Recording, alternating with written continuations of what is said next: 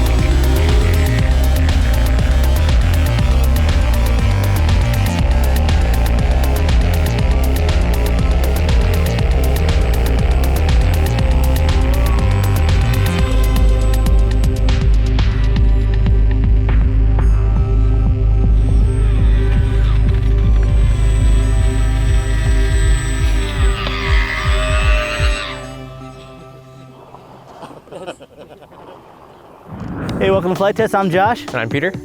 Alan. And guys, you've seen Alan in the past here. We're good friends with Alan, and he's cordial enough whenever we come through the area. He invites us out to spend some time with him and his wonderful family, and we got the great opportunity to try out the new Aqua Cat. I shouldn't say it's new. Yep. This thing is actually pretty ancient. It's been out for a while. I think I've had them since at least 07 or 08. And this is manufactured by modelaero.com. And so many times we do reviews on ARFs, you know, that you go to the hobby or the store. big box stores, yeah. But here's something just a little bit different for you guys. That's from like a smaller, like mom and pop style shop. So these things are always cool. These two planes are this gentleman's passion, and he's a phenomenal guy. He really wants people to be able to get a good experience building and flying. And this is not a 20 minutes, 2-hour build and you're done. This is about a 15-hour build for this. It's a fairly committed build, but it's it'll last a little bit longer than our foam board planes, fortunately.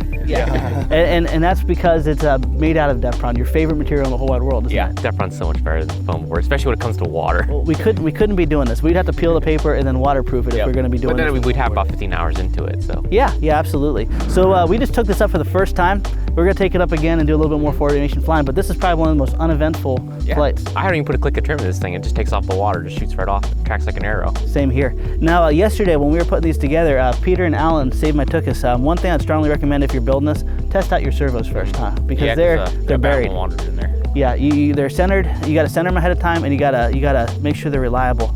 I got a sick aileron servo. You guys were cordial enough to replace it.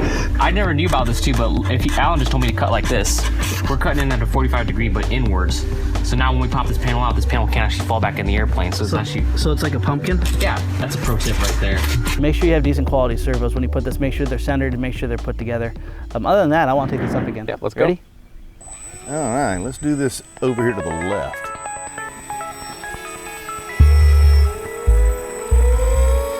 That is so cool! It is so easy to fly formation with this. It really is, yeah. You're basically just flying arrows around. Yeah, it really tracks. Now you have 4 channels with this, so you do have rudder control, which is amazing, especially on the water. It's a must. Whoa, almost had a goose. You want to do a low pass? Sure.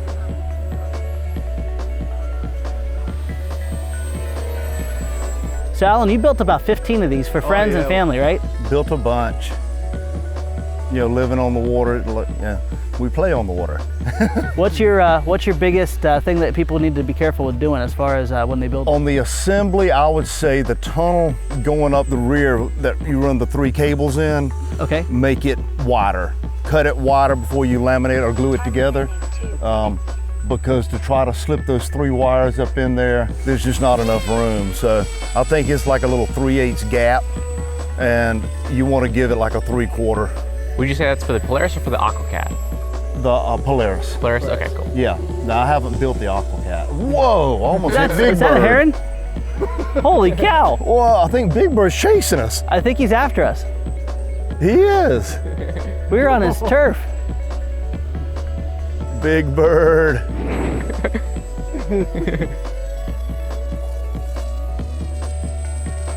These are as much fun on the water as they are in the air. They really are. You want to really turn hard, you actually just bank it a little bit. Yeah, you just stick the pontoon in the water where you want the drag to be, and it kind of whips around. Now, generally, when you fly off the water, we always talk about the 80% rule. In this case, you probably want to go off the 60% rule, right? On the battery? On the battery. It'll swim in slowly.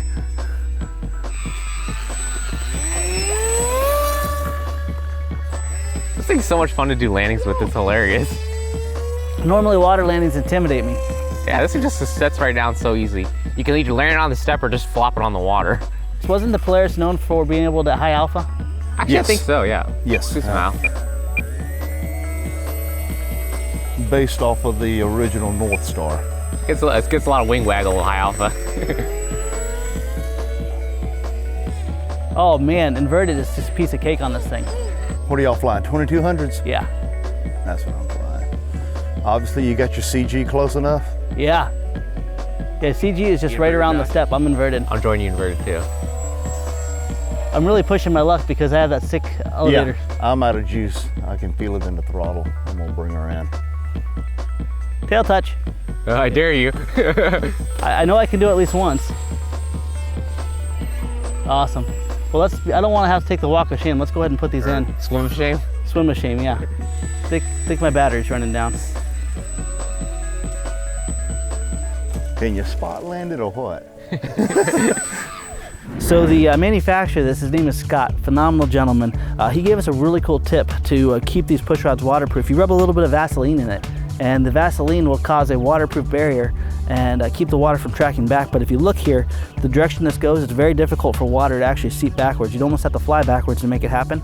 But if you're ever building any planes that go off the water, it's a really good tip to have. All right, so Alan, what do you got going on there? I noticed you got some like different stuff on your plane versus the stock Right, one. I had a little bit of flex in this, and on past models I have actually snapped this off. Really? So I just put some little carbon supports here, and it really stiffens up this guy here. You got it on your horizontal tail too. Nice.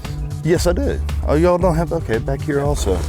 Just to take the wiggle out of it, you know. Maybe overkill, but. Another thing I really like here is your window.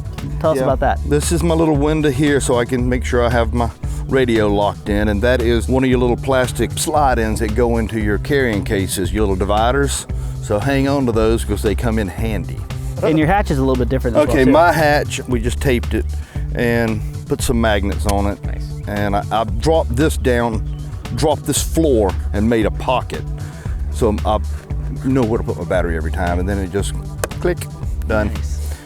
Fairly waterproof. I haven't submarined this one, but they do really well on the water. Gotcha, and you even have a little rail here, a little keel on the bottom. Yeah, and I've always put a step. Yeah. Just gets it off the water just that much quicker. Not that it needed it, but running on the ground, if I run just the belly without the skin, it will eat the foam up. So I give it a little sacrificial piece there. Nice. Now speaking of skinny you're talking about, this is ingenious. That is. This is what Scott's using to basically protect the bottom. You can run this on grass. It doesn't have to be off the water. And he uses plastic folders that you just buy for 55 cents. Yeah, that's a really cheap variety. That is. That's really cool. That's going on here. I really like that. I gotta say this is one of the most fun, uneventful first flights. This is our Surprisingly, yes, first time yeah. taking these in the air. And if you guys go to Joe Nall, Seth, a lot of flying events, you're guaranteed to see at least a couple of these, especially if they have a lake flying around. And everything that we saw, the way they performed, absolutely lives up to its name. Yeah, I see why they're so popular. This has been around for quite a while, and you continue to see them, and that's for a reason. And you know what I really appreciate about it? This gentleman is just as passionate about the hobby as we are, and he loves designing airplanes. He loves getting people in the air and giving them really rewarding builds. So if you go to his website, you know, oftentimes we talk about different manufacturers. We want to show this guy some love. If you go to his website, type in the Flite code Flite Test, you're gonna get 10% off, and he was gracious enough to get that discount for us. And I want to put these back up in the air. Sure, let's do it. All right, we'll see you next time.